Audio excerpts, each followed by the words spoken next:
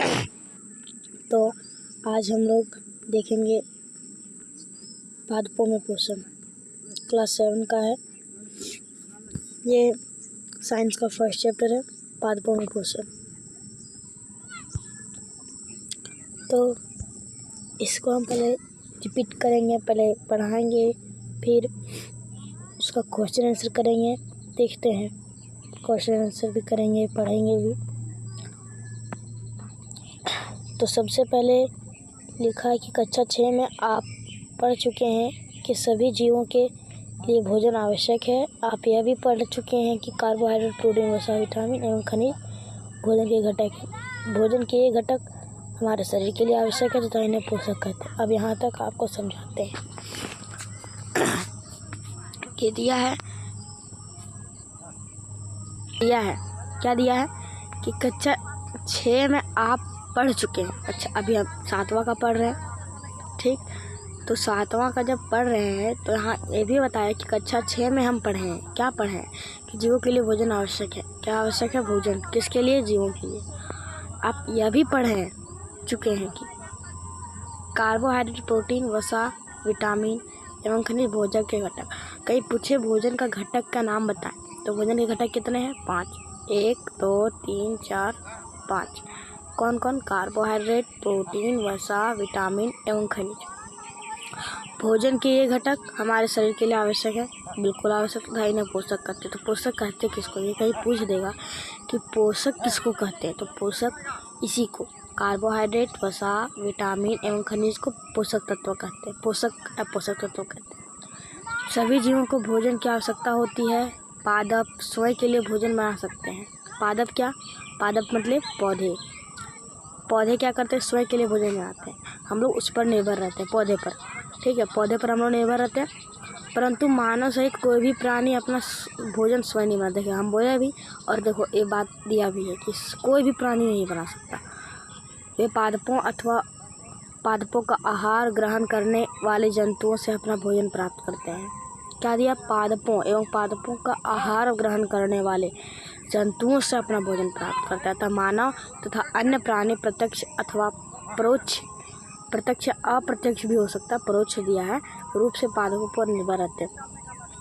पादप खुद भोजन बनाते हैं और मनुष्य उस पर निर्भर रहते हैं, ठीक है। अब है एक क्वेश्चन दिया, बूझो जानना चाहता है। बूझो एक लड़का, ये है बूझो जानना चाहता है कि पादप अपना भोजन किस प्रकार बनाता है। तो वो विधि यहाँ नीचे दिया गया है। ये नीचे दिया गया विधि, नीचे दिया क्या दिया है? पादपों में पोषण विधि। पादप में पोषण विधि किस तरह होता है? केवल पादप ही ऐसे जीव हैं, केवल पौधे ही ऐसे जीव हैं जो जल, कार्बन डाइऑक्साइड एवं खनिज की सहायता से अपना भोजन बना सकते हैं। ना मनुष्य, ना कोई भी अन्य प्राणी जो कार्बन डाइऑक्साइड तथा अन्य खनिज से भोजन बना सकते हैं, लेकिन पौधे ही ऐसे हैं जो कार्बन डाइऑक्साइड एवं खनिज और जल से भोजन बनाते हैं। ये सभी पदार्थ उनके परिवेश में उपलब्ध होते हैं। ये जितने पदार्थ हैं वो सब उसके अंदर उपस्थित रहते हैं। पोषक पदार्थ सजीवों के शारीरिक संरचना, वृद्धि तथा क्षतिग्रस्त भागों के रखरखाव के लिए समर्थ होता है। जो पोषक तत्व क्या बताएं? पोषक पदार्थ ये कार्बोहाइड्रेट सब, ठीक है। तो क्या है कि उसके कहीं कटा छटा भी हो जाता है। पेड़ में देखिए कहीं कट जाता है, कोई मार देता है कुल्हाड़ी से, कोई कुछ भी कर देता है, तो उसके लिए ये रखरखाव होते हैं, बनाते हैं समर्थ, और जीने के लिए भी समर्थ बनाते हैं। विभिन्न जैव प्रक्रमों के लिए आवश्यक ऊर्जा प्रदान भी करते हैं। भोजन का सबसे प्रमुख कारण है कि वह ऊर्जा प्रदान करेगा, और हर किसी में भी जो भोजन करेगा उसमें ऊर्जा प्रदान होगा। सजीवों द्वारा भोजन ग्रहण करना की उपयोग की विधि को पोषण कहते हैं। क्या है? फिर से देखते हैं। सजीवों द्वारा भोजन ग्रहण करने एवं उसके उपयोग की विधि को पोषण कहते हैं। अब पूछे पोषण किसे कहते, तो वही लिखना कि सजीवों द्वारा भोजन ग्रहण करने एवं इसके उपयोग की विधि को पोषण कहते हैं। पोषण की वह विधि जिसमें जीव अपना भोजन, पोषण की वजह से जीव अपना भोजन स्वयं संश्लेषित कर सब पोषण कहलाता है। तो एक यहाँ दिया है पोषण की एक प्रकार भी दिया है, स्वपोषण। स्वपोषण ये किसको कहते हैं? स्वपोषण भी पूछा, बहुत बार पूछा गया। तो पोषण की वह विधि इसमें जीव अपना भोजन स्वयं संश्लेषित करता है, स्वपोषण कहलाता है। अतः ऐसे पादपों को स्वपोषी भी कहते हैं।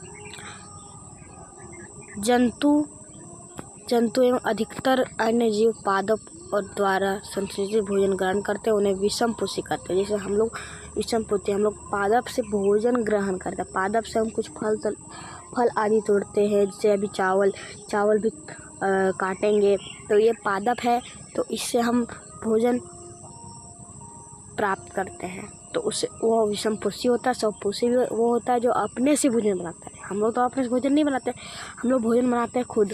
पर वो जो भोजन का सामान है वो कहाँ से मिलता है? पेड़ से ही मिलता है। तो जब वो पेड़ से मिलता है तो वो हम लोग विषमपोषी हुए, और जो पेड़ दे रहा है वो स्वपोषी है। पेड़ क्या है? स्वपोषी। पहेली जानना चाहती है कि पादपों की तरह हमारा शरीर भी कार्बन डाइऑक्साइड, जल एवं खनिज से अपना भोजन स्वयं क्यों नहीं बना सकता? ये पहेली जानना चाहती है। पहेली एक लड़की का नाम है। अब हम पूछ सकते हैं कि पादपों की खाद्य फैक्ट्रियाँ कहाँ स्थित है? क्या भोजन पादप के सभी भागों में निर्मित होता है अथवा केवल कुछ विशेष भागों में? पादप अपने परिवेश से कच्ची सामग्री किस प्रकार प्राप्त करते हैं? खाद्य फैक्ट्री तक उनका स्थानांतरण किस प्रकार होता है? प्रकाश संश्लेषण पादपों में खाद्य संश्लेषण का प्रक्रम।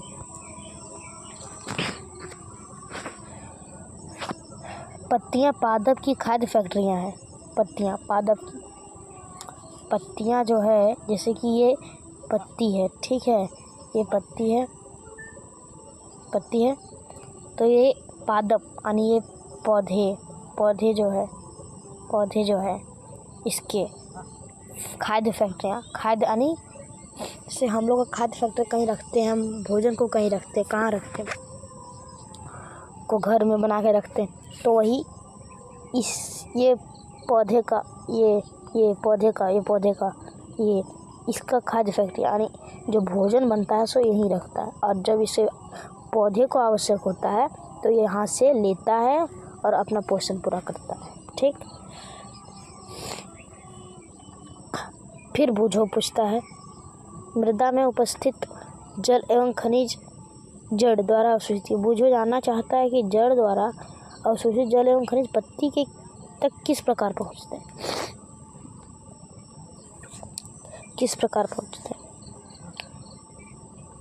जाति तथा अन्य तन के माध्यम से पत्तियां तक पहुंचाए जाते हैं।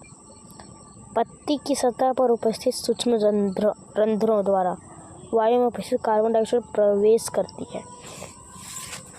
जैसे ये वायुमंडल है, ठीक है।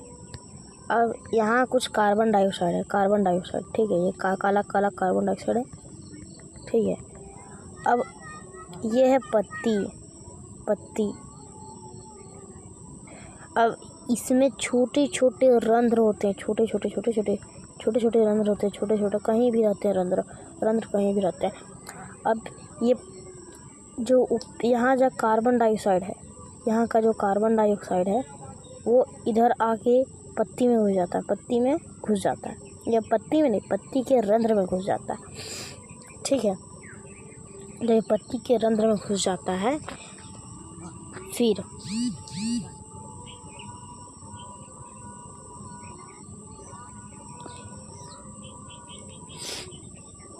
यह रंध्र द्वार कोशिकाओं द्वारा घिरे होते हैं। ऐसे छिद्रों को रंध्र कहते हैं। अब पूछेगा रंध्र किसे कहते हैं? इसमें बहुत सी पॉइंट, इसे आप पढ़ने से इनकार नहीं कर सकते। रंध्र किसे कहते हैं? जो पत्तियों में छिद्र होती है ना, उसे रंध्र कहते हैं। और उससे क्या होता है? कार्बन डाइऑक्साइड अंदर जाता है, ऑक्सीजन बाहर आता है। जल एवं खनिज वाहिकाएं द्वारा पत्तियों तक पहुंचाए जाते हैं। ये वाहिकाएं नली के समान होता है तथा जड़, तना, शाखा एवं पत्तियों तक फैली होती है। पोषक को पत्तियों तक पहुंचाने के लिए ये वाहिकाएं एक सतत मार्ग बनाती है। पदार्थ के परिवहन के विषय में आप अध्याय 7 में पढ़ेंगे। अध्याय 7 में है वो कुछ भी होगा देखेंगे। अब फिर पहेली जानना चाहती है कि पत्तियों में ऐसा क्या विशेषता है कि वे खाद्य पदार्थ को संश्लेषित करते हैं परंतु पादप के दूसरे भाग नहीं। जैसे कि ये है पौधे, ठीक है, पौधा है, ये पौधा है। अब ये पूछती है कि पत्तियाँ सिर्फ इसका कार्बन डाइऑक्साइड क्यों लेती है, क्यों खाद्य यही संग्रहण क्यों, इधर क्यों नहीं होता, इधर क्यों नहीं होता। अब ये उसे जानना चाहती है। अब यहाँ से पढ़ने से मिलेगा। पत्तियों में एक हरा वर्णक होता है जिसे क्लोरोफिल कहते हैं। क्लोरोफिल कैसे कहते हैं? क्लोरोफिल, पत्तियों में एक हरा वर्णक होता है जिसे क्लोरोफिल कहते हैं। क्लोरोफिल सूर्य के प्रकाश की ऊर्जा का संग्रहण करने में पत्ती की सहायता करता है। इस ऊर्जा का उपयोग जल एवं कार्बन डाइऑक्साइड से खाद्य संग्रहण में होता है। क्या ये क्लोरोफिल नहीं है तो पौधा मर जाएगा। पत्तियाँ सूख गई, पौधा मर जाएगा। पत्तियाँ सूखती कैसे तो पौधा मर जाता है। सबसे पहले पत्तियाँ सूखने लगती तब पौधा धीरे धीरे नष्ट हो जाता है, ठीक है। तो क्योंकि खाद्य संग्रहण सूर्य के प्रकाश की उपस्थिति में होता है इसलिए इसे प्रकाश संश्लेषण कहते हैं। प्रकाश संश्लेषण किसे कहते हैं? अब ये भी यहाँ दिया गया, देखिए इतना फिर में प्रकाश संश्लेषण दिया गया। और हम अपने से बोले प्रकाश संश्लेषण किसे कहते हैं? तो प्रकाश संश्लेषण वह प्रक्रिया है जिसमें सूर्य की उपस्थिति में कार्बन डाइऑक्साइड, जल एवं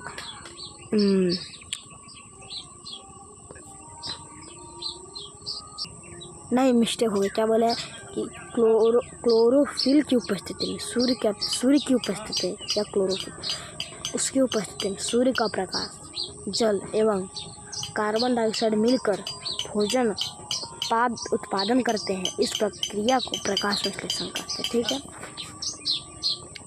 अब आगे इधर है, प्रकाश संश्लेषण के लिए आवश्यक है इस पृथ्वी पर यह एक अद्वितीय प्रक्रम है। पत्तियां द्वारा सौर ऊर्जा संग्रहित की जाती है तब पादप में खाद्य संग्रहण के रूप में संचित हो जाती है। अतः सभी जीव के लिए सूर्य ऊर्जा का चरम स्रोत है। सबसे महत्वपूर्ण स्रोत सूर्य ऊर्जा। क्या आप कल्पना कर सकते हैं कि प्रकाश संश्लेषण नहीं होगा तो क्या होगा? यह भी हम आपको बता चुके हैं। प्रकाश संश्लेषण ना होने की स्थिति में खाद्य उपलब्ध नहीं होगा। बस देखिए पहला कारण, सभी जीवों का अस्तित्व प्रत्यक्ष अथवा परोक्ष यानी अप्रत्यक्ष रूप से पादपों द्वारा निर्मित भोजन पर निर्भर करेगा। इसके अतिरिक्त सभी जीवों के लिए परमावश्यक ऑक्सीजन भी प्रकाश संश्लेषण के दौरान निर्मित होती है। प्रकाश संश्लेषण की अनुपस्थिति में पृथ्वी पर जीवन की कल्पना असंभव है। देखिए, पृथ्वी पर कोई भी प्राणी प्रकाश संश्लेषण के बिना ना पौधा रहेगा। जब पौधा नहीं रहेगा तो हम लोग नहीं रहेंगे, तो पृथ्वी पूरा खाली नष्ट, ना हम रहेंगे ना जीव, तो कुछ नहीं रहेगा। जब पौधे नहीं रहेंगे तो अब पौधे इस पर निर्मित है प्रकाश संश्लेषण। अब प्रकाश संश्लेषण कहाँ है? और पत्तियाँ में। प्रकाश संश्लेषण के दौरान पत्ती को क्लोरोफिल युक्त कोशिकाएं चित्र 1.2 सूर्य के प्रकाश की उपस्थिति। चित्र 1.2 किधर है? देखो चित्र 1.2 यहाँ है, चित्र 1.2, ठीक। और क्या करते हैं? सूर्य के प्रकाश की उपस्थिति कार्बन डाइऑक्साइड में जल से कार्बोहाइड्रेट का संश्लेषित करती है। चित्र 1.3 में इस प्रक्रम को निम्न समीकरण द्वारा दर्शाया गया। चित्र 1.3 कहाँ है? देखो यहाँ है चित्र 1.3। ये सब समझाएंगे, रुकिए। अब इधर बच गया था एक कोशिकाएं। एक कोशिका एक हम लोग के शरीर में पाया था, आज मनुष्य के शरीर में, ठीक है। तो कोशिका पाया तो जाता, अब इसके बारे में पढ़ना है। क्या है कोशिका में? कोशिका, आपने देखा है कि इमारत तो ईंटों से बनती है। इसी प्रकार सजीवों का शरीर, सजीव और निर्जीव अंतर। निर्जीव जो सांस नहीं लेता, जो जिंदा नहीं है, और सजीव जो हम लोग हैं, हम लोग मनुष्य, जीव, जंतु वो सजीव है, सूक्ष्म इकाइयों से बनते तथा जो कोशिका कहलाती है। कोशिका क्या है? कोशिका से हम लोग कोशिका एक बहुकोशिकीय मिलकर हम लोग बने हैं, हम लोग को शरीर बना है। कोशिकाओं का सूक्ष्मदर्शी द्वारा देखा जा सकता है। सूक्ष्मदर्शी एक यंत्र है, उसे कोशिका को देखा जाए। कुछ जीव मात्र एक कोशिका के बने होते हैं। कोशिका एक पतली बाह्य संरचना द्वारा घिरी होती है जिसे कोशिका झिल्ली कहते हैं। कोशिका के ऊपर एक परत होता है, उसे कोशिका झिल्ली कहते हैं। इसमें केंद्र में स्थित एक सुस्पष्ट संरचना भी होती है जो केंद्रक कहलाता है। चित्र 1.1 में केंद्रक के चारों, चित्र 1.1 देखिए, यहाँ भी बताएंगे, चारों ओर से जेली के समान एक पदार्थ से घिरा होता है जिसे कोशिका द्रव कहते हैं। ठीक है, इसको अब यहाँ ये पढ़ते हैं। ये है बाहरी ये जो काला काला से ऊपर में जो है, ये काला जिसके अंदर काला, ये कोशिका झिल्ली। ये अंदर वाला जो है, ये अंदर वाला, और ये जो छोटा वाला अंदर वाला है, ये छोटा वाला अंदर वो केंद्रक हुआ, और ये जो अंदर वाला है वो कोशिका हुआ, और ये इसका ऊपर वाला कोशिका झिल्ली हो गया। समझ गया? अब इधर पढ़ा दें। अब ये बताते हैं आपको, ये पत्तियों का जो लाइन है, लाइन इसके अंदर ये पत्ती हो गया। यहाँ ये चिन्ह दिया, ये यहाँ जहाँ गोला है, इसके अंदर क्या होता है? रंध्र द्वार यहीं होती है। रंध्र द्वार, रंध्र द्वार या रंध्री द्वार कहते हैं। ये यहीं होती है क्योंकि रंध्र क्या करता है? ऑक्सीजन को छोड़ता है और कार्बन डाइऑक्साइड को लेता है। अब ये आप लोग पढ़ लीजिएगा, ठीक है? और ये देखते इसमें कितना पेज है, पढ़ना तो बहुत है भाई। ये क्या, बाप रे बाप, तो नाम आज खुला देगा ये 7 पेज, और इनमें कितना पेज कंप्लीट किए? तीसरा पेज में है। 7 पेज देख ले तो आज कंप्लीट ये कर देंगे।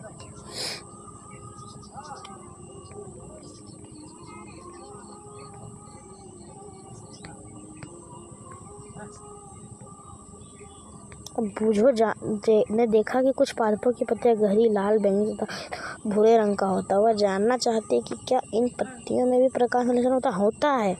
पर वो जो परत है ऊपर से ढका होता है, लेकिन वो परत पारदर्शी परत होता है। जो बैंगनी, नीला, ब्लू जे होता है वो पारदर्शी होता है, यानी सूर्य उसके अंदर अच्छा से क्लोरोफिल अवशोषित कर सकता है। ठीक है,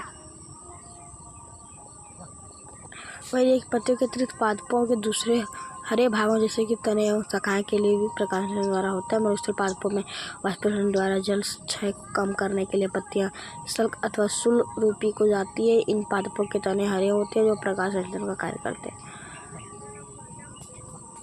एक ही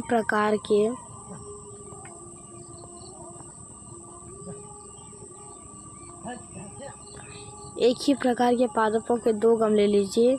क्रियाकलाप के अंधकार अथवा 72 घंटे के लिए रख दीजिए, यानी 72 घंटा 3 दिन के लिए सूर्य के प्रकाश में रखिए। दोनों पादपों की पत्तियां में आयोडीन परीक्षण उसी प्रकार कीजिए जैसे आपने कक्षा 6 में किया था। आपने अवलोकन को नोट कीजिए। अब उस गमले को जिसे आपने अंधकार में रखा था 3-4 दिनों के लिए सूर्य के प्रकाश में रख दीजिए। तब पुनः इसकी पत्तियों पर आयोडीन परीक्षण कीजिए। अपने परीक्षण अपनी नोटबुक में लिखिए। हरी पत्तियों के अतिरिक्त अन्य वर्ण की पत्तियों में भी क्लोरोफिल होता है, परंतु इन पत्तियों में उपस्थित लाल, भूरे अथवा अन्य वर्ण क्लोरोफिल के हरे रंग को प्रच्छादन कर देते हैं, अर्थात ढक लेते हैं। इन पत्तियों में भी प्रकाश होता है। ये बोलते थे ना कि उसके ऊपर वाला प्रच्छादन कर लेते हैं, ढक लेते हैं, पर वो पारदर्शी होते हैं। अब अपने गीली दीवारों पर तालाब अथवा ठहरे हुए जलाशय में हरे अवपंखियाँ, जिसे हम लोग कजरिया कहते हैं, कजरिया, यह सामान्यतः कुछ जीवों की वृद्धि के कारण बनते हैं, जिन्हें शैवाल उसे कहते हैं, कजरिया उसे कहते हैं। अब ये बताते हैं आपको पत्तियों में स्टार्च की उपस्थिति प्रकाश संश्लेषण प्रक्रम को संपन्न होना दर्शाता है। स्टार्च भी एक प्रकार का कार्बोहाइड्रेट, स्टार्च एक कार्बोहाइड्रेट है, ठीक है। बोले कार्बोहाइड्रेट का नाम बताइए तो स्टार्च है। अब ये बताते हैं आपको, ये है पौधा, ठीक है। ये है पौधा, ये है पौधा। अब ये जो सूर्य है, ये पत्ती जो है, ये सौर ऊर्जा यानी सूर्य की रोशनी को अवशोषित करता है, कार्बन डाइऑक्साइड भी लेता है और जल जो लेता है वो नीचे से लेता है, जड़ से। ये तीनों मिलकर भोजन प्राप्त कर लेते हैं और पूरा पोषण करते हैं। उसके बाद ऑक्सीजन को बाहर छोड़ देते हैं और ऑक्सीजन लेता है मनुष्य लोग लेता है ऑक्सीजन मनुष्य लोग लेता है, ठीक। देखो यही पत्ती बोल रहा था वो बुझो।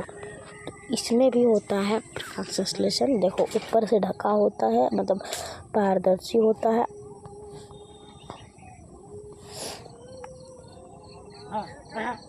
क्या आप कल्पना कर सकते हैं कि इनका रंग हरा क्यों होता है? इनमें क्लोरोफिल होता है, इससे कारण से हरा दिखाई देता है। शैवाल भी प्रकाश संश्लेषण द्वारा अपना भोजन स्वयं बनाता है। शैवाल भी कितने हरे पत्ते वो प्रकाश संश्लेषण बनाते हैं, ठीक। पादपों में कार्बोहाइड्रेट के अतिरिक्त अन्य खाद्यों का संश्लेषण। अभी आपने पढ़ा कि प्रकाश संश्लेषण प्रक्रम द्वारा पादप कार्बोहाइड्रेट का संश्लेषण करते कार्बोहाइड्रेट वही भोजन उत्पादन, भोजन कुछ भी भोजन, ठीक है, करते हैं। कार्बन डाइऑक्साइड और ऑक्सीजन से बनते हैं। इनका उपयोग खाद्य के अन्य घटकों के संश्लेषण में होता है, परंतु प्रोटीन नाइट्रोजन पदार्थ है जिनमें कार्बन, ऑक्सीजन एवं हाइड्रोजन के अतिरिक्त नाइट्रोजन भी होता है। पादपों को नाइट्रोजन कहाँ से प्राप्त होता है? यदि किसी वायु में नाइट्रोजन गैसीय अवस्था में प्रचुर मात्रा में पाया जाती है, परंतु पादप इसका अवशोषण इसी रूप में नहीं कर सकते। मिट्टी में कुछ विशेष जीवाणु होते हैं जो गैसीय नाइट्रोजन को उपयोगी यौगिक में परिवर्तित करते हैं। वह विलेय पदार्थ पादपों द्वारा जल के साथ अवशोषित कर लिए जाते हैं। संभवतः आपने देखा है कि किसान अपने खेतों में उर्वरक तथा खाद डालते हैं, इसमें नाइट्रोजन पदार्थ को प्रचुरता होती। इस प्रकार अन्य संगठनों के साथ पादपों के नाइट्रोजन की मांग की आपूर्ति होती है। इसके पश्चात पादप खाद्य के अन्य संगठकों जैसे कि प्रोटीन एवं वसा को संश्लेषित करते हैं। अब वो देखें कि किसान खेत में खाद, यूरिया ये सब की रासायनिक उर्वरक डालते हैं, क्योंकि उसमें नाइट्रोजन होता है। पौधे को भी नाइट्रोजन की आवश्यकता होती है उसके शरीर को बढ़ने के लिए। कुछ पादपों में पोषण की अन्य विधियाँ और कहाँ से प्राप्त करते कुछ पादप ऐसे भी होते हैं जो पोषण पादप ये मनुष्य से प्राप्त करते हैं, ठीक है। कुछ पादप पौधे ऐसे भी हैं जिन्हें क्लोरोफिल नहीं पाया जाता, वे भोजन संश्लेषित नहीं कर सकते। वे कैसे जीवित रहते हैं? भी तो होना चाहिए। जब कोई भी पौधा प्रकाश संश्लेषण यानी क्लोरोफिल के द्वारा जिंदा रहता है, तो इसमें क्लोरोफिल होता ही नहीं है, तो ये जिंदा कैसे रहते हैं? तथा वे पोषक किस प्रकार प्राप्त करते हैं? उसमें ऊर्जा आती कहाँ से? तो मनुष्य एवं अन्य प्राणी की तरह ये पादप भी अपने पोषण के लिए अन्य पादपों द्वारा निर्मित खाद्य पर निर्भर रहते हैं। हम लोग भी पौधे पर निर्भर, कुछ पौधे ऐसे भी हैं जो अन्य पौधे पर निर्भर, जिसे अभी बताएंगे, जिसे विषमपोषी प्रणाली का उपयोग करते हैं। चित्र 1.5 को ध्यान से देखेंगे। क्या आपके एक वृक्ष के तने शाखाओं से लिपटी रस्सीनुमा पीला रंग का संरचना दिखाई देता है? यह मेरे बेल का पादप है। इसमें क्लोरोफिल नहीं होता है। यह अपना भोजन उस पादप से प्राप्त करता है जिस पर यह आरोहित होता है। यह पादप परपोषी कहलाता है, क्योंकि अमरबेल जैसे पादप परपोषी का अमूल्य पोषकों में वंचित करते हैं या तो इन्हें परजीवी कहते हैं। क्या हम ये जो पीला पीला कलर का ये पीला पीला कलर का, ये पीला पीला कलर का, ये है अमरबेल। और ये अमरबेल किस पर स्थित है? एक पौधे पर, एक पेड़ पर। तो ये जो पेड़ बनाता है भोजन, ठीक है, तो ये अमरबेल भी इसका ही भोजन ले लेता है, ठीक, और जिंदा रहता है। क्या हम एवं अन्य जंतु भी इस प्रकार के परजीवी हैं? आपको इस पर विचार करना चाहिए। अपने अध्यापक से इस विषय पर चर्चा की। पहली जानना चाहती है कि क्या हमारा रक्त चूसने वाले मच्छर, खटमल, जू एवं जोंक जैसे जीव भी परजीवी हैं? हाँ है, क्यों नहीं। वो भी हम लोगों पर निर्भर है, क्यों नहीं है तो जरूर। क्या आपने ऐसे पादपों को देखा अथवा उनके विषय में सुना है? तो जंतुओं का भक्षण करते हैं। कुछ ऐसे पादप भी जो कीटों को अपना आहार करते हैं। पादप हैं, पौधे हैं, पर वो भी कीटों को खाकर जिंदा रहते हैं। अब कीट किसको खा के जिंदा रहता है? पेड़ पौधे से ऑक्सीजन लेकर अपना भोजन ग्रहण करता है, और वो कीट को भी वो खा जाता है। पेड़ ही खा जाता है वो कीट को। क्या यह बिना विषमकारी नहीं है? है जरूर, क्यों नहीं है। ऐसे पौधे हरे और अन्य किसी रंग के हो सकते हैं। ये हरे भी हो सकते हैं, बहुत रंग के हो सकते हैं, कुछ भी रंग। चित्र 1.6 के पादप को देखिए। इसके घट के समान दिखाई देने वाला संरचना वास्तव में उसकी पत्ती का रूपांतरित भाग है। पत्ते का शीर्ष भाग घड़े को ढक्कन बनाता है।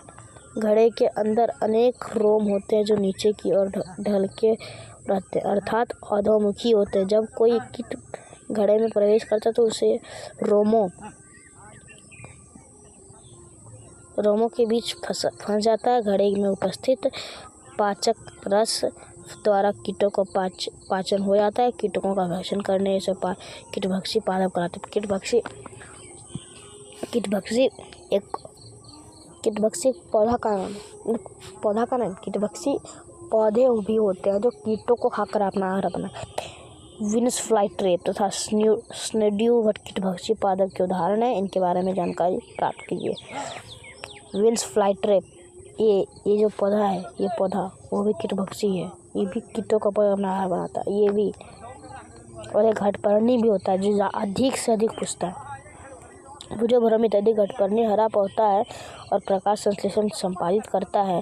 तो यह कीटों का भक्षण क्यों करता है? जैसे कि कटहल का पेड़, कुछ भी पेड़, वो तो हरा होता है, तो यह घटपर्णी भी हरा होता है। इसका नाम कीटभक्षी में गया है। तो कैसे होता है या क्यों खाता है कीटों को? अपना प्रकाश होने के द्वारा क्यों नहीं बनाता है? इतना क्वेश्चन। क्या यह संभव है कि इस प्रकार के पादपों को मृदा से एवं पोषक नहीं मिल पाते जिनकी उन्हें आवश्यकता है? अब है मृतजीवी भी एक पढ़ना है। आपने बाजार में छत्रक यानी मशरूम देखे होगा। मशरूम तो बरसात के दिन के कुछ दिन बाद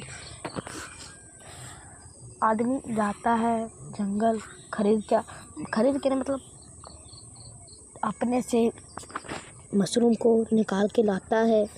ढूंढने में बहुत बिकते देखे होंगे।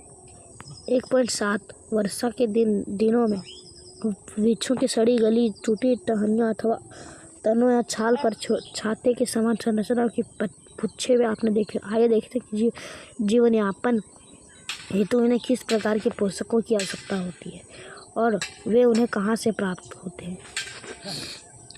ठीक, तो बूझो। अब यहाँ देखते हैं चित्र 1.6। जैसे कि ये है घटपर्णी पौधा। देखो ऐसे रहते हैं, घटपर्णी पौधा है, ठीक है।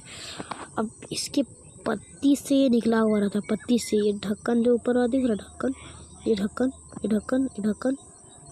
अब जब इसमें कीट, ये पत्ती से ऐसा निकला होता है, जब इसमें कीट बैठता है, यहाँ कीट बैठता है, तो ये ढक्कन इधर बंद कर लेता है।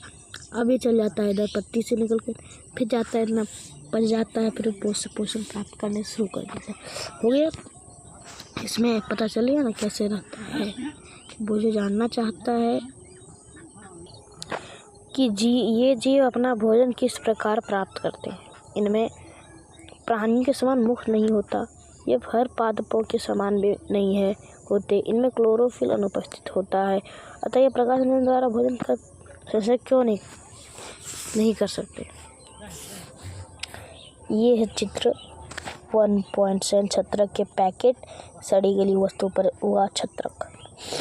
ये ऐसे रहते हैं खोखड़ी कहते हैं ग्रामीण में, छत्रक उसी कहते हैं मशरूम। जब ये पत्ता है, इधर जो पत्ता है वो सड़ जाता है तो इससे कुछ क्या कहते हैं, इसको कहते हैं, उसके अंदर कुछ प्रक्रिया होता है जिसे हम बता नहीं पा रहे आपको।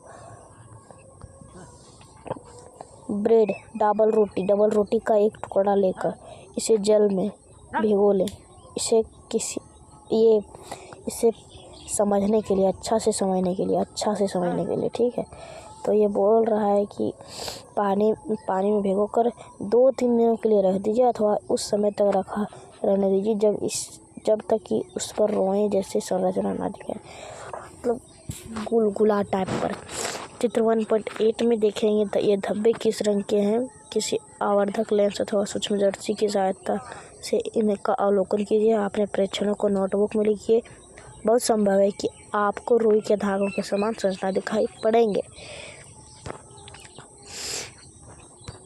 यह जीव कवक या फंजाई कहलाता है। इसमें जीव प्रवेश कर जाता है, जीव तो उसे कवक या फंजाई कहलाता है। इनके पोषण प्रणाली अथवा पोषण विधि विभिन्न प्रकार की होती है। ये मृत एवं विघटनकारी वस्तुओं की सतह पर कुछ पाचक रसों को स्रावित करते तथा उनके साधारण के विलय के रूप में परिवर्तित करने तत्पश्चात वे इस विलयन का भोजन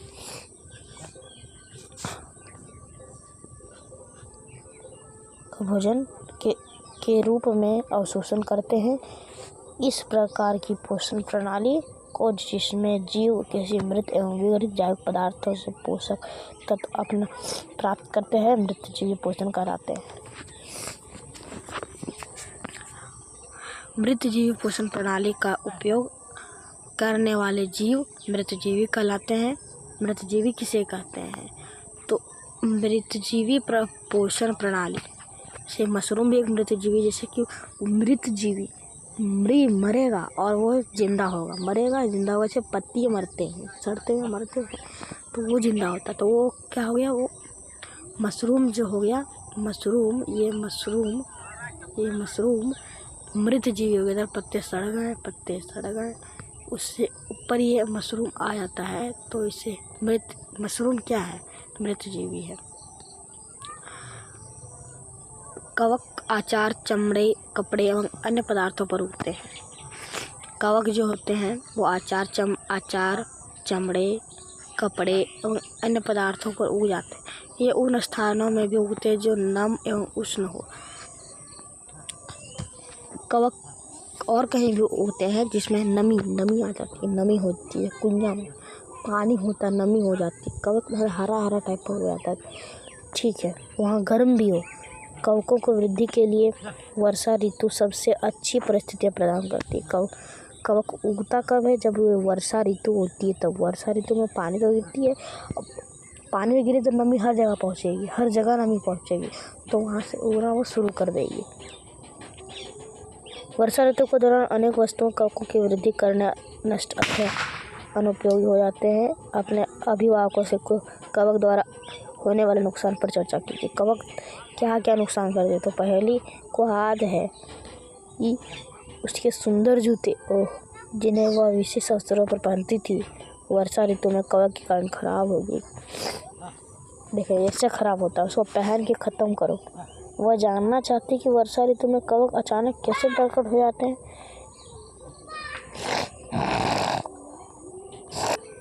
सामान्यतः कवकों के बीजाणु वायु में उपस्थित होते हैं। जब ये किसी ऐसे जैव पदार्थ अथवा उत्पाद पर बैठते हैं जो नम एवं उष्ण हो। अभी बोला आपको, कवक जो होता है वो जीवाणु से होता है, इतने छोटे मोटे जीवाणु जो वहाँ बैठते हैं जहाँ नमी होता है, गर्म होता है, ठीक, तो वे अंकुरित होकर नए कवक को जन्म देते हैं। क्या आप बता सकते हैं कि अब आप बता सकते हैं कि हम अपने वस्तुओं को कवक द्वारा खराब होने किस प्रकार बचा सकते हैं? बुझो को याद है कि उसके दादाजी ने बताया था कि एक बार उनकी गेहूं की फसल कवक द्वारा नष्ट हो गई थी। वह जानना चाहता है कि क्या कवक रोग कारक भी होते हैं?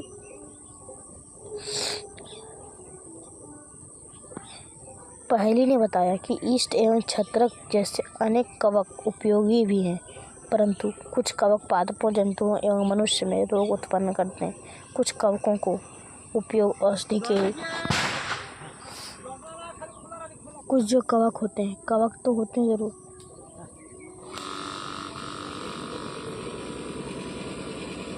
कुछ जो कवक होते हैं तो क्या करते हैं, कुछ उपयोगी भी है और कुछ अनुपयोगी भी है, कुछ से औषधि भी प्राप्त की जाती है। तो कुछ जीव एक दूसरे के साथ रहते हैं तथा अपना आवास एवं पोषण तो एक दूसरे के साथ बढ़ा इसे सहजीवी संबंध करते हैं। सहजीवी भी देखिए किसी पौधे पर रहते हैं और वहाँ से वो प्राप्त होते, कवक भी वही सहजीवी है। उदाहरणतः कुछ कवक वृक्षों की जड़ में रहते हैं। वृक्ष कवक को पोषण प्रदान करते हैं, बदले में इन्हें जल एवं पोषकों के अवशोषण में सहायता मिलती है। वृक्ष के लिए इस संबंध का विशेष महत्व है। अब लाइकेन कहे जाने वाले कुछ जीवों में दो भी भागीदार होते हैं। इनमें से एक शैवाल होता है तथा दूसरा कवक। शैवाल में क्लोरोफिल उपस्थित है जबकि कवक में क्लोरोफिल नहीं होता। कवक शैवाल को रहने का स्थान, जल एवं पोषक तत्व उपलब्ध करता है तथा बदले में शैवाल प्रकाश संश्लेषण द्वारा संश्लेषित खाद्य कवक को देता है और खुद भी खाता है। कवक भी दूसरों को मदद करता है। कवक नहीं, शैवाल।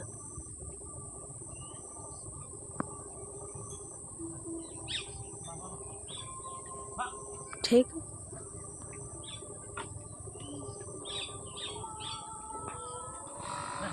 मृदा में पोषकों की पुनः पूर्ति किस प्रकार होती है?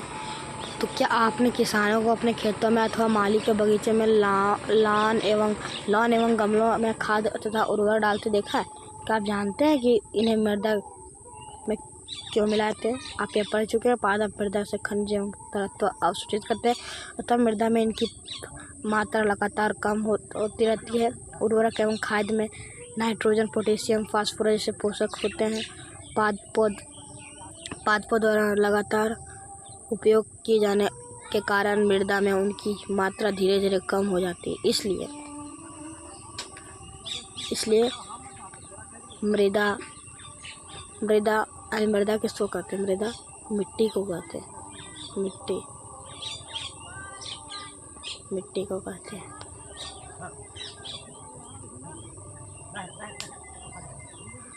मृदा को इन पोषक तत्वों के समृद्ध करने के लिए भूमि में उर्वरक तथा खाद मिलाने की आवश्यकता होती है। यदि हम पादप के पोषण की आवश्यकता के बारे में ज्ञान हो तो हम न केवल पादपों को उगा सकते बल्कि उन्हें स्वस्थ भी रख सकते हैं। इसलिए हम पढ़ रहे हैं क्या पढ़ रहे हैं? पादपों में पोषण। इसीलिए पढ़ रहे ताकि हम पौधे को उगा लें, स्वस्थ रखें। पौधे रहेंगे तभी ना हम लोग भी रहेंगे। पादपों के प्रोटीन बनाने के लिए सामान्यतः नाइट्रोजन की आवश्यकता होती है। प्रोटीन एक होता है कार्बोहाइड्रेट उसको भी चाहिए, प्रोटीन भी चाहिए। प्रोटीन हम लोग को चाहिए किसके लिए? वृद्धि के लिए। तो प्रोटीन उसको भी चाहिए वृद्धि के लिए, आगे बढ़ने के लिए। तो प्रोटीन कहाँ से प्राप्त करता है? वो मिट्टी से प्राप्त करता है। कैसे? उसके अंदर वायु में नाइट्रोजन तो बहुत है, 70 कितना परसेंट से 78% है। इसका उपयोग प्रकार में अर्धसमर्थ होने के कार्बन डाइऑक्साइड का उपयोग करते हैं, परंतु नाइट्रोजन का विलय रूप में भी अवशोषित कर सकते हैं, अपने से अवशोषित कर सकता है राइजोबियम।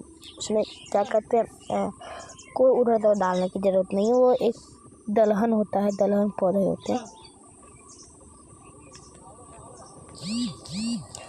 कर सकते। कुछ जीवाणु जो राइजोबियम कहलाते हैं वायुमंडलीय नाइट्रोजन को विलय पदार्थों में परिवर्तित करते हैं, परंतु राइजोबियम अपना भोजन स्वयं नहीं बना सकता। ये चना, मटर, मूंग, सेम तथा अन्य फलीदार पौधों के जड़ों में रहते हैं।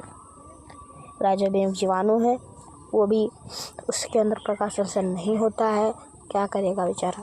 प्रकाश संश्लेषण नहीं होता, इसलिए वो चना, मटर, मूंग, सेम तथा अन्य फलीदार पौधे जैसे कि दलहन के पौधे, मूंग के पौधे, बरई के पौधे, उड़द जिसको बोलते हैं उसके पौधे, सब पौधे उसके अंदर रहते हैं। राइजोबियम उसी के अंदर होता है, तो वह नाइट्रोजन की आपूर्ति करता है। बस वो मिट्टी को भी नाइट्रोजन देता है, मिट्टी भी क्या कहते हैं ह्यूमस प्रदान कर लेती है, और मिट्टी भी उपजाऊ हो जाती है। पौधे भी अच्छी उगने लगते हैं। अधिकतर दालें फलीदार पादपों से प्राप्त होता है। इसके बदले पादप राइजोबियम जीवाणु को आवास एवं खाद्य पदार्थ देते, जैसे कि कवक को भी ये देता था, शैवाल भी कवक को देता था। क्या देता था? उसको रहने के लिए आवाज़ देता था। कवक रहने के लिए आवाज़ देता था किसको? शैवाल को। तो शैवाल अपना खाद्य पदार्थ उसे देता था। वैसे भी यहाँ भी हो रहा है। राइजोबियम पेड़ के वो जो पौधे हैं जो चना, मटर, मूंग से फलीदार पौधे के जड़ में रहते हैं, तो क्या करते हैं वो पौधे इससे आवाज़ देते हैं रहने के लिए, और खाद्य भी देते हैं। तो ये राइजोबियम भी उसके लिए नाइट्रोजन प्राप्त कर देता है। ठीक, किसानों के लिए विशेष महत्वपूर्ण दालों की फसलों के लिए उन्हें मृदा में लाने की आवश्यकता नहीं पड़ती। यही नहीं, दाल की फसल उगाने के बाद अगली फसल के लिए भी सामान्यतः उर्वरकों की आवश्यकता नहीं होती। एक बार आप कहीं फलदार पौधे लगा दिए तो 2 बार 3 बार उसमें कुछ अलग चीज़ लगाएंगे, दूसरा चीज़ लगाएंगे, तो वहाँ भी आपको खाद डालने की आवश्यकता। कुछ मिस्टेक के कारण थोड़ा बंद हो गया था, आज फिर शुरू कर रहे हैं। इस अध्याय में आपने पढ़ा कि अधिकतर पादप क्या बोले थे कि राइजोबियम को किसी पौधे को नाइट्रोजन नहीं आ सकता था, क्योंकि राइजोबियम उसके मिट्टी में पोषक तत्व ला देते। राइजोबियम नाइट्रोजन पोषक तो पूरा अच्छे से मिलाए जब तक दलहन के पौधे रहेंगे तब तक। फिर आप कभी भी कोई भी पौधे लगाएं वो हो जाएगा। स्वपोषी तो बहुत कम ही पादप अन्य पोषण प्रणाली अपनाते हैं, जैसे कि परजीवी एवं मृतजीवी। परजीवी मृतजीवी दूसरे पादपों से पोषण प्राप्त करते। सभी प्राणी अपने भोजन के लिए पादप तथा अन्य प्राणियों पर निर्भर रहते हैं, अतः उन्हें विषमपोषी के रूप में समूहीकृत किया गया है। क्या हम कह सकते हैं कि कीटभक्षी पौधे आश्रमिक विषमपोषी हैं?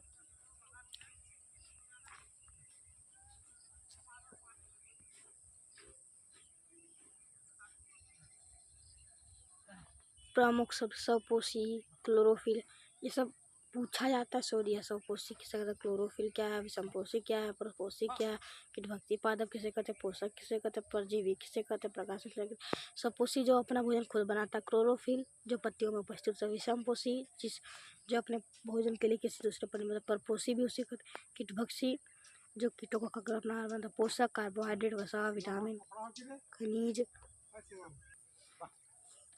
प्रकाश संश्लेषण क्या है जो सूर्य की उपस्थिति में सूर्य के प्रकाश, क्लोरोफिल सब मिलकर भोजन उत्पन्न करते हैं। मृतजीवी रंध्र किसे कहते हैं, सौजीवी संकर सब पढ़ चुके हैं। हमने क्या सीखा, ये भी जो पढ़ा हुआ वही है। अब आगे अभ्यास करेंगे अगले दिन। ठीक है, ठीक, तो चलते हैं, बाय बाय। आगे